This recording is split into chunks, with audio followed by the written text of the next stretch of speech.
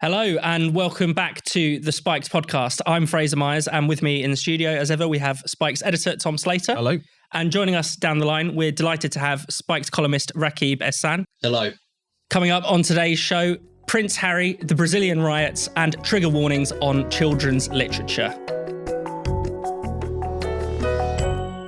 So the Prince Harry memoir Spare came out this week, and I think it's fair to say it's been explosive, certainly a lot more exciting than a lot of people might have anticipated, especially if you watch that kind of 6-hour boring Netflix snooze fest. We've actually learnt quite a lot, especially lots of sort of salacious details. I mean, there's talk of Harry's fisticuffs with William. There's the amount of people he killed in Afghanistan, right down to the frostbitten penis and the time that he lost his virginity in a pub to an older woman. I mean, Tom, given that Harry is someone who's been banging on about his privacy and the importance of that to him, doesn't this whole charade come off as a bit hypocritical?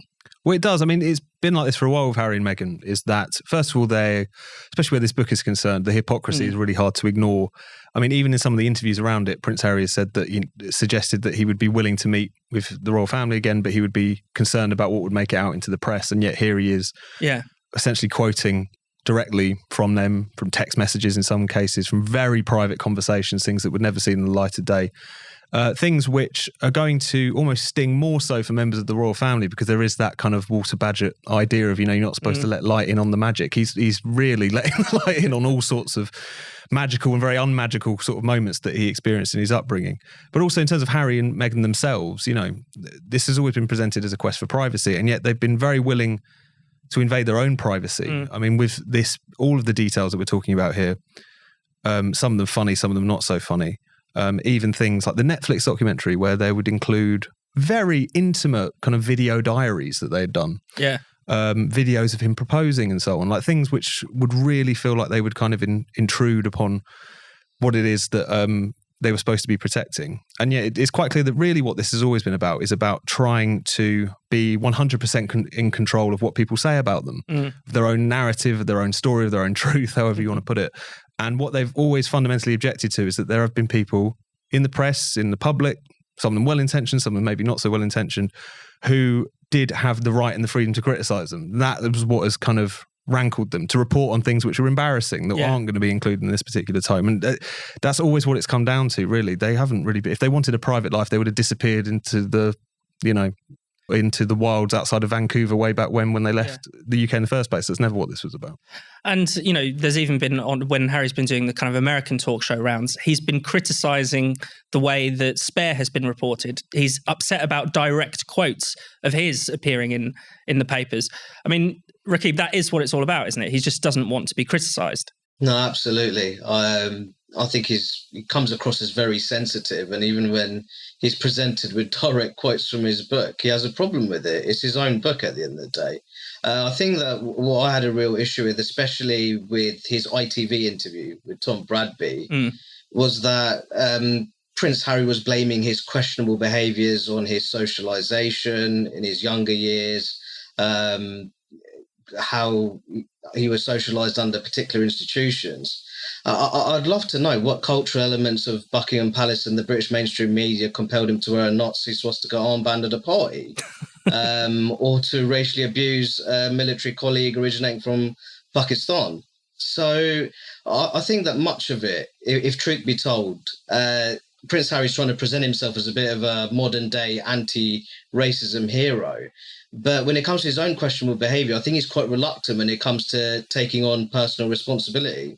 Let's talk a little bit about that kind of anti-racism question, because there was quite a testy exchange in that Tom Bradby interview where he tried to say that really this is actually about unconscious bias. Tom, in that clip, he makes this rather tedious distinction between unconscious bias and racism. Now, normally most anti-racist activists would try and say they're the same thing. What is he trying to do? Is it just about him evading responsibility, or is there something deeper? I think it's a bit of both. I mean, on the one hand, it's no one could watch that Oprah interview, which is what they're really originally referring to back in 2021, in which Meghan made this very strong allegation that there had been concerns expressed about the skin colour of their first child.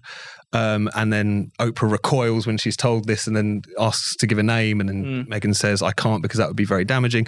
Now Harry's trying to say, no one said it was racism. Yeah. That was the press who were accusing it of racism. They were again sort of putting words in our mouth. And he talks about unconscious bias. And he talks about the fact that even he's spoken in other interviews about even he was sort of suffering from his unconscious bias. It's what he blames, incidentally, for the Nazi uniform incident, as well as the point in which he was using the P word in reference to another military cadet. And on the one hand, I think that it's quite clearly just being used as a sort of ploy. I mean, maybe he's trying to curry favour, if that can even be conceived of in the midst of what it is that he's been doing in the past week, or trying to create some sort of opening. But I think what he's kind of recognised consciously or unconsciously, if you like, is that a lot of these new anti-racist concepts like implicit or unconscious bias are a kind of quite useful for in certain situations, one of which is to try and imply that there has been racism or to accuse an institution or individuals of racism in the absence of any evidence of it. Unconscious bias, there have been these quite discredited tests aimed at kind of measuring it. But generally speaking, it's something which you can only really assert. You can accuse someone of it, even in the absence of any statements, thoughts or actions which would back that up. So on the one hand, I think it shows how a lot of these kind of modern anti-racist concepts are very useful to people in positions of power like Harry, because of the fact that you can effectively wield these accusations, particularly if you have a claim to victimhood by proxy with his wife. And everyone just has to sort of take them. You know, it's their lived experience. It's why would you challenge that? But on the other hand, he's using it as a bit of a ploy to try and get himself out of a sticky situation, because potentially he saw how damaging that accusation actually was. But it shows how slippery a lot of these concepts are. And I think in his broader kind of mission to wake the palace, but also it seems like the rest of the UK and the press up to their own unconscious biases, it also shows that very kind of oddly aristocratic bent that a lot of this has, is that, you know, these people they've seen the light. They understand now why the world is the way that it is. And even if you don't understand it, you have to be made to understand it, or I can kind of lead you in that direction. So you can understand why he's kind of latched onto that as a particular narrative, but it doesn't mean that it's any less kind of ridiculous in that sense. Yeah. I mean, Rakib, in one sense, he's trying to portray his immediate family as victims of racism. He seems to be a victim of having the smaller bedroom. I mean, a lot of the book is just full of this kind of victimology, this self-pitying, almost like Californian-style psychobabble. I mean, what do you make of that aspect of things? Well, I think much of it is self-victimhood, really, as far as I can see it. And I think that in itself demonstrates to me that Prince Harry isn't really keen to take on personal responsibility for his role in those family tensions. Now, of course, anyone of reasonable mind will express sympathy with Prince Harry in terms of losing his mother in such tragic circumstances at the tender age of 12. In terms of his more recent behaviour and a lot of these family feuds, I do feel that much of that it's unfortunate that that's been revealed in the public domain, and I find it quite bizarre that Prince Harry is calling for family reconciliation, because every time he opens his mouth, he seems to reduce the chances of that taking place. If he was very serious about family reconciliation, he wouldn't have ultimately commodified his family history in the public domain. It does seem to be that kind of therapeutic impulse that is driving him to kind of spill all as well. You know, he's going far deeper than the tabloids would ever dare. Well, that's the thing, because of all the sort of details and all of the kind of soul bearing and the almost misplaced openness you could see. Because part of the reason that some of these details are so shocking is because you wonder why anyone would ever kind of, you know, actually expose that, if you see what I mean. And it does really get to that very therapeutic ethos. On the one hand, I think it speaks to how that kind of cult of openness, as Joanna Williams referred to it on Spike this week, but can so easily produce so many problems and frictions, because you are kind of eroding any distinction between the public and private. What is your own business and what is everyone else's business? Families fight. They say horrible things to each other sometimes. You hopefully make sure you make up. But the moment in which you, to use that old cliche, kind of, you know, air your dirty laundry in public and all the rest of it, you not only lose something, which is your privacy in a really profound sense, not just a few people papping you on the way to the supermarket, you know, really just letting the light in on some very private, intimate moments of your life. But you also push people who were in that private sphere away. And he doesn't seem to understand this in any way shape or form. And it's interesting as well because especially when he would start talking about the therapy that he's gone through, he talks about taking psychedelics in a therapeutic setting. He talks about his various points of, again, just the various therapy that he's accessed over the years and how important it is and how he really thinks it's important. He doesn't really understand, and he really thinks that essentially the rest of his family are missing a trick because they haven't gone down that road, because broadly speaking, with some generational differences, they have kind of stuck to a kind of never complain, get on with things, we're here for public duty and so on. He really doesn't understand that. And I think both in the clash between Harry and the rest of his family, as well as the sort of culture war that has surrounded them, you really do see that clash of values, one of which wants to prize openness and this kind of therapeutic culture, which often just takes the form of narcissism, really, above almost anything else, like the self is everything, towards a set of principles which are now kind of old-fashioned, but I don't see why they should be, and aren't for a lot of people in this country, I don't think. Which is to say that some things are kind of sacred, some things you do want to be private about. Things are more important than yourself and your own petty grievances. That could be the role that you're supposed to perform in society, or that could be just your relationship to your own family. And yet in a figure like Harry, and as you say, the quite kind of Californian psychobabble that he seems to have drank pretty deep from, you see the antithesis of all of that. And that's what probably is part of the reason what makes the gap between his worldview and his family, as well as his detractors, feel so unbridgeable. This is just two kind of completely conflictual way of looking at the world, if you like. Before we move on, we've got to talk a bit about Harry's hatred for the press, because that seems to be the thing that shines through. That's his biggest complaint, really, is a sort of press intrusion. But there's a really interesting clip that I think illustrates where hatred of the press quite easily becomes hatred of the reader. Everyone's guilty for buying the newspapers, but hopefully no one actually believes what's in them. But of course they did. People did believe, and that was the whole problem. Britons, among the most literate people on the planet, were also the most credulous. Even if they didn't believe every word, there was always that residue of wonder. Where there's smoke, there must be fire. I mean, Rakib, do you think he's let the mask slip a little bit there, calling the British public credulous? I think he has. But to be honest, if the mainstream British public generally has a negative view of Prince Harry, he's only got himself to blame, if truth be told. In my view, I think the majority of British people are fair-minded, tolerant, and in my opinion, I think that this is another classic example of Prince Harry externalizing blame. It's the media's fault. He made the argument that the media's indoctrinated much of the British public against him. And I think it's just that classic case of him not really taking on personal responsibility and unwilling to understand the role he has played in potentially undermining Buckingham Palace and the royal family. I thought it was very interesting that he said that he still supports the monarchy. But in recent media appearances, along with his new book, some of the comments he's made amount to the vilification of Buckingham Palace.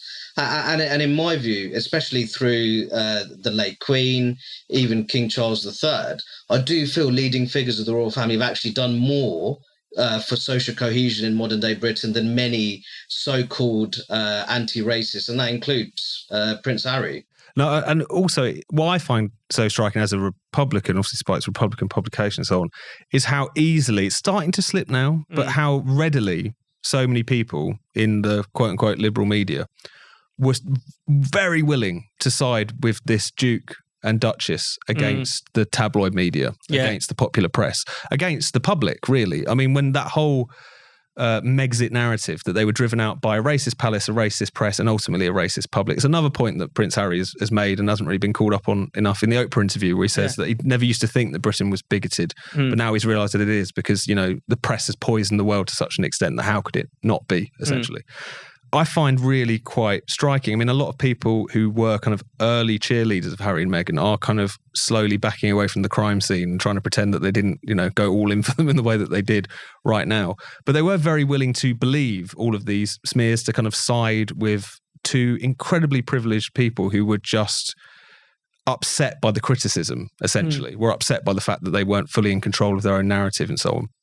And yet it kind of misses the fact that, you know, press freedom in this country is built on the right to take the mick out of royals, really. I mean, that's where it kind of started, as far as people like John Wilkes publishing scandalous things about what the Prime Minister was getting up to with the King's mother. Lies in many cases. Not to say that we should emulate that today, but it's just to say that, you know, really, if you're talking about a battle between an entitled Duke and Duchess upset at people criticising them and a popular press, I know which side I'm on, and yet there are a lot of people who really didn't. And I wonder if there's going to be any kind of realisation of what it is that they've been supporting all of this time. Right, so let's forget about that, Harry, for now. Eagle-eyed viewers will have noticed that I'm still shaving with Harry's. I've kept up my subscription for quite a long time now. I mean, I never used to be a fan of shaving, but Harry's just makes it all so easy. Right from the ordering process to the shave itself, the razors come with a weighted handle and a 5-blade cartridge, just giving you an incredibly smooth and close shave. And the shave gel is part of the package too, so you don't have to worry about buying some of that. I used to really hate shopping for razors. You know, you'd always forget to replace them whenever they go blunt and things like that. But when you've got a subscription, you just have no worries about forgetting. Also, if I want to change up my subscription, order more often, order less often, add new things, add new lotions, stuff like that, I can really easily make those changes directly from my account page. Honestly, once you start using Harry's, you'll never look back. The best way to get started is with a Harry's trial set, which listeners to this show can get for free. And it even comes with Harry's fantastic brightening eye cream. So make sure to support our podcast and start your own skincare journey by redeeming a free Harry's trial set. All you cover is the £3.95 for delivery. Just head to harrys.com/spiked and have your trial set and eye cream delivered to your door. That's harrys.com/spiked. Right, let's move on to talk about Brazil. There's some quite surprising scenes, kind of eerie scenes coming out of the Brazilian capital with thousands of protesters storming the Congress, the presidential palace and the Supreme Court. And of course, the immediate reaction was to say, this is another January 6th. And just like January the 6th, the Capitol riot, you know, it took place several years ago in the US. People have said this was an insurrection, a coup, democracy is on the line. Tom, do you think that kind of characterization is fair? No, I mean, insofar as from what I understand of what actually took place, I mean, it was ugly, it was anti-democratic, it should be condemned. Those involved, where they've broken laws, should be punished to the full extent of the law, which is exactly what any fair-minded person would have said after January the 6th as well. But to go that kind of extra step and to present this essentially as the fulfillment of the prophecy that everyone was saying about Bolsonaro and the same thing they said about Trump, which is that this isn't just one quite authoritarian or anti-democratic or slightly crazed individual, but they're going to bring about some sort of genuine kind of authoritarian order that the system will not hold. Obviously, in Brazil, it got to the point where they were, all of his support or sections of his supporters were camping out outside of military bases, actually demanding a coup. So that's, of course, is disgraceful and very concerning. But at the same time, I think you can lend these people far too much credence when what we saw in Brazil, as well as what we saw at the Capitol riot, was this kind of dumb, idiotic, ugly riot, a kind of giant temper tantrum, if you like, but if not a quite violent one in many respects.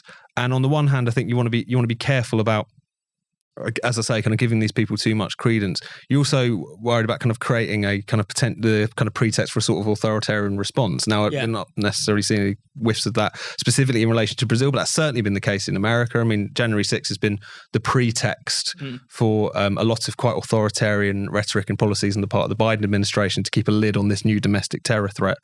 And then, of course, there's also just the brass neck of people who are condemning this denial of democracy, this really ugly kind of expression of a lack of losers' consent in relation to a democratic election.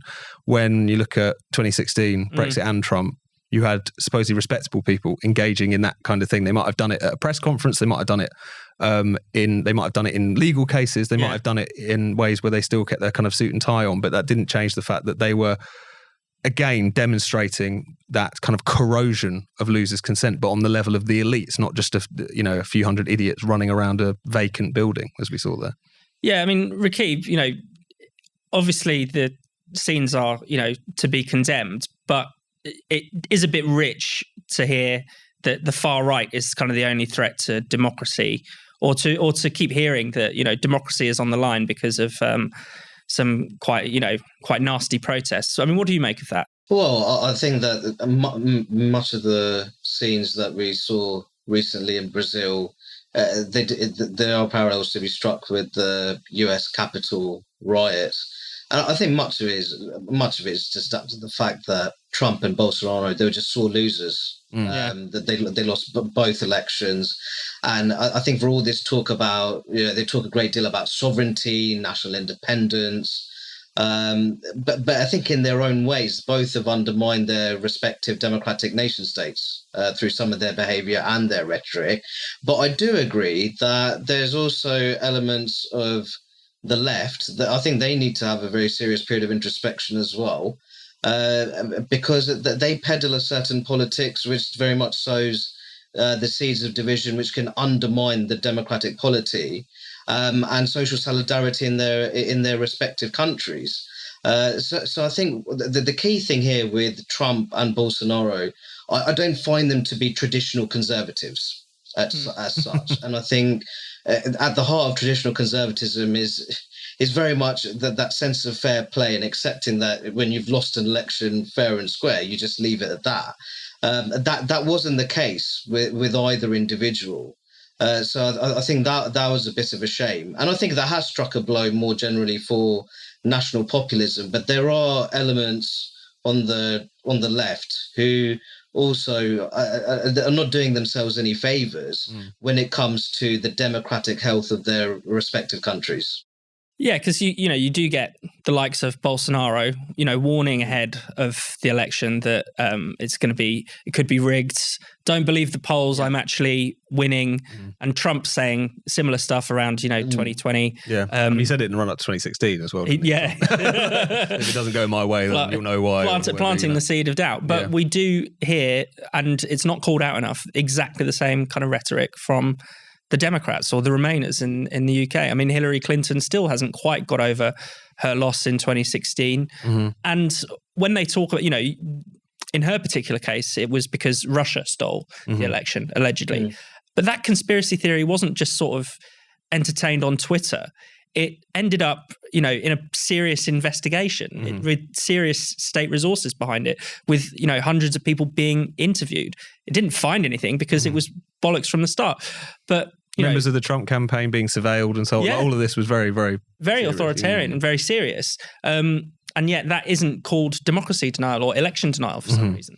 And I think you could make the case that in many respects, this sort of respectable democracy deniers or the elite democracy deniers can be much more dangerous because of the fact that these are conspiracy theories, things like Russiagate and so on, which are believed by many people who actually have their hands on the levers of governance of the states, who are involved in the highest echelons of society, who have, big liberal cable news shows, not something which is just streamed on the internet to a few thousand nutcases. Like this is a kind of entirely different going around Telegram channels in secret. Exactly, which arguably, and also the other things you see, particularly with Trump, for instance, as an example, his own sore loser, conspiracy theorizing, not conceding, and so on. So much of that was held up in this very kind of extreme fashion as the sort of mirror image of what the Democrats are doing. It's like, well, they didn't concede 2016, well, they were pushing all this Russiagate nonsense. Well, and also using some of the examples in which there was this genuine overstep of the FBI getting involved in Twitter or, again, the security services surveilling his own team and so on. Real things that would take place, which were then kind of blown up into a whole nother level of proportion and portrayed as the deep state trying to steal an election and so on, or used to justify some of those claims. So they really feed off of each other as well. But it's a similar thing that we saw in the UK. The thing about the problem about with the Remainers is the fact that they actually got quite close to actually overturning a democratic vote. They did it by effectively bringing one of the political parties on side. They launched all these legal challenges. They did so on and so forth. But they got a lot closer to overturning a very significant democratic vote than a 1,000 idiots running around a building in Washington, D.C. or Brasilia could ever dream of. And that's worth dwelling on for a minute, I think. I mean, how do people think it works that if you capture a building, then you're suddenly in charge? Yeah. I mean, that was the other thing, like the idea that these are coups, insurrections, or whatever. They have no idea what they're doing. Yeah. I mean, it's idiotic, it's stupid, and it is very ugly, especially, I remember some of the images from the Capitol, right? People walking around with Confederate flags in the nation's capital. It was an outrageous sort of statement and things like this. but it was dumb and it was ugly. They weren't about to kind of seize power. Also, the institutions of of American democracy held up against it. Yeah.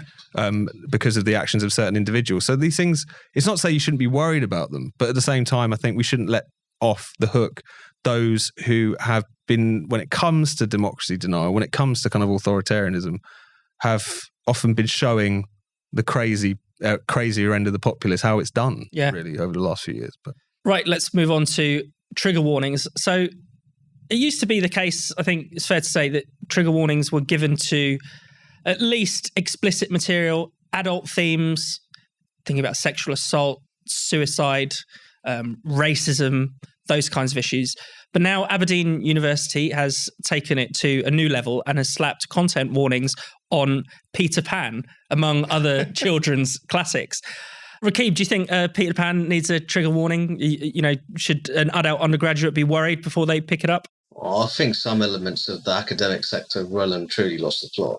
I've felt that for some time, but I think this is a new low, actually. The fact that there needs to be a sort of a trigger warning for Peter Pan, I think it's just absolutely bonkers, really. And I think in a way it demonstrates how there's a tendency among more and more academics just to infantilize people more generally, that they actually need to be warned about the contents of Peter Pan. Incredibly patronizing. I can't say anything more than the fact that I think it really demonstrates that not all is well, quite clearly, in our university system. And the kind of justification for the warning that it could be emotionally challenging to learn about the gender roles, the strange gender roles in this children's classic. I mean, this is obviously not an isolated incident. Yeah. Usually people will justify this on the grounds that people need this kind of pre-warning. It's for their mental health. Yeah. I mean, that's just nonsense, isn't it? Yeah, it was. And I think it was always nonsense, because when you first started to see this kind of crop up, it's probably knocking on for 10 years ago now, but maybe a bit less, in America, which is where all the terrible things come from, at the moment at least, or American academia certainly, which is... the justification was, again, these things are always quite limited, aren't they? Like, if you've got a survivor of sexual assault in your class, or someone who has experienced horrendous racial abuse and so on and so forth, therefore, if they're reading a novel or a play or even actually a kind of legal text, which might deal in some of these themes and cases and details, that you want to warn them so they're not quite literally triggered in the course of your class. That was always nonsense. I mean, there was a quite influential piece, I think, on the Chronicle of Higher Education many years ago in the US, which just rubbished that whole therapeutic justification for it. They were like, if you were a therapist, you'd know that this was, if anything, the opposite of what you should do with someone in your class, if you like, that kind of priming people to be upset by something makes them more likely to be upset. All these sorts of arguments were very well ventilated with the whole trigger warnings discussion. And yet it continued on, more and more different texts. It started just to be about certain themes that people might get upset about. In some cases, you saw them drop trigger warning for content warning because trigger was too upsetting. I mean, it all became self-parodic very quickly, because it was always clear this was about, as Rakib was saying, treating students like children, which has been the story of the past 20 years or more in general, in relation to their social lives, in relation to what they're reading, in relation to what speakers are allowed to come and address them on campus. What's depressing about it is that it's often fueled, obviously these things coming from administrations, but often fueled by the demands of the loudest voices amongst the student body, who actually want this kind of infantilization. And it's particularly depressing because in both the UK and the US, around sort of 1970s, a little bit before, there was the battle was to get rid of what they called in loco parentis, the idea that the universities are effectively like school teachers. They're effectively like surrogate parents. You've got to be in your dorm by a certain time, keeping the boys and girls apart. All these different things that we're kind of saying you're not really adults, because those restrictions were not only damaging to their own social lives, sex lives, whatever, but also politically. It was a thing that was the justification for regulating what could be taught and who could speak and so on very tightly. And you had a generation of students who completely rebelled against that.